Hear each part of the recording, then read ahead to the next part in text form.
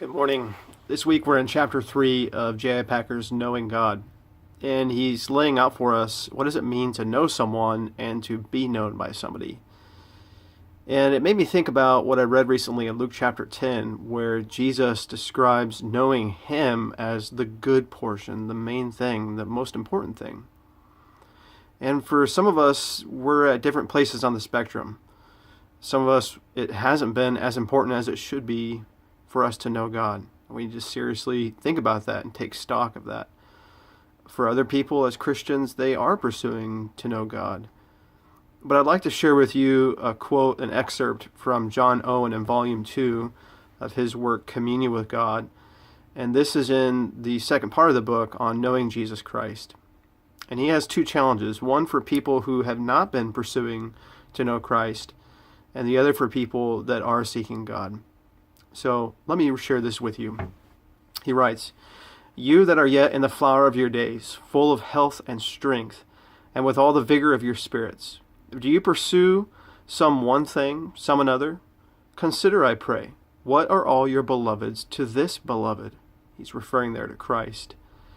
"What have you gotten by them?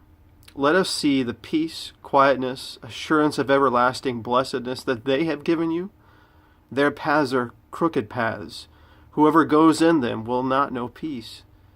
Behold, here a fit object for your choicest affections, one in whom you may find rest to your souls, one in whom there is nothing that will grieve or trouble you to eternity. Behold, he stands at the door of your souls and knocks. Oh, reject him not, lest you seek him and find him not. Pray, study him a little.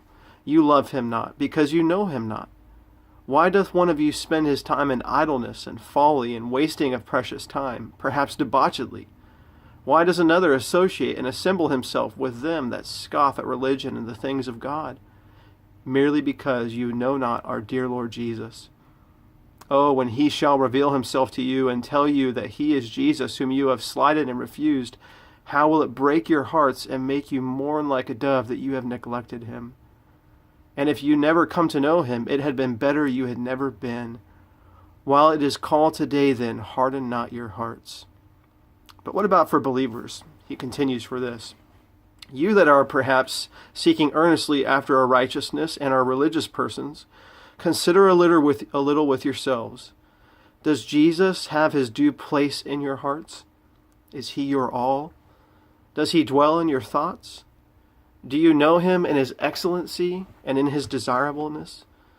Do you indeed account all things loss and dung in comparison to his exceeding excellency? Or rather, do you prefer almost anything in the world before it?" Sobering questions, aren't they? Questions that are good to ask ourselves. Is Jesus our all in all? Is he what we find our completion in as we are made complete in him, as Paul says in Colossians? I hope that you'll take time to think about these things. We all have ways that we can grow and excel even more in our knowledge of God and of his Son, Jesus Christ.